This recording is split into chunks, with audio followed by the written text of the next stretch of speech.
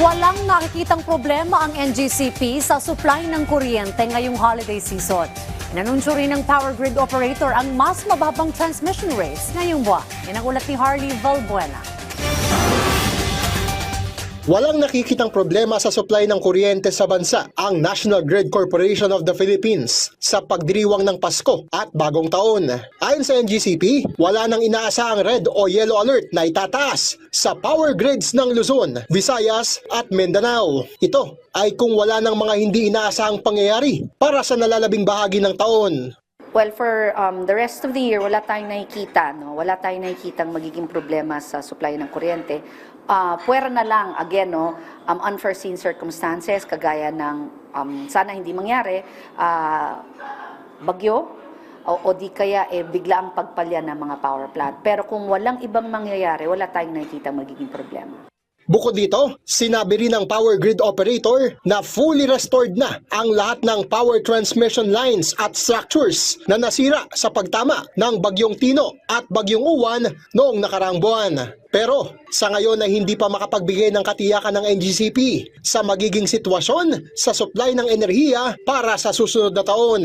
Ito ay matapos ihayag ng Department of Energy na may inaasahang pagnipis ng supply ng kuryente sa Visayas sa 2026. Noong December 11 ay nagtaas ng yellow alert ang NGCP sa Visayas Grid dahil sa pagsipa ng demand at pagbaba ng supply ng enerhiyang kinukuha mula Mindanao. Ang tanging may papayo ng NGCP sa mga consumer, maging wais sa paggamit ng kuryente.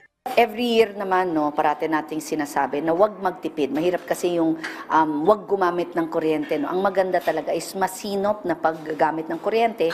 Maliliit na tips lang. Yung mga example, no, linisin natin ng electric fan, siguradong malinis ang filter ng aircon para hindi rin malakas ang konsumo ng mga appliances. Inanunsyo naman ng NGCP ang mas mababang transmission rates na magre-reflect sa electric bill ngayong Disyembre. Mula sa 1 peso and 51 centavos noong nakaraang buwan, bumaba ito ngayon sa 1 peso and 37 centavos per kilowatt hour. Bagamat bagyang tumaas sa Visayas at Mindanao ang transmission rates, ay malaki naman ang ibinaba nito sa Luzon, kaya't naging pababa rin ang direksyon ng average transmission rates sa buong bansa. For the Luzon grid, there is a decrease on the transmission rate. For Visayas and Mindanao, there is a minimal increase on the transmission rate.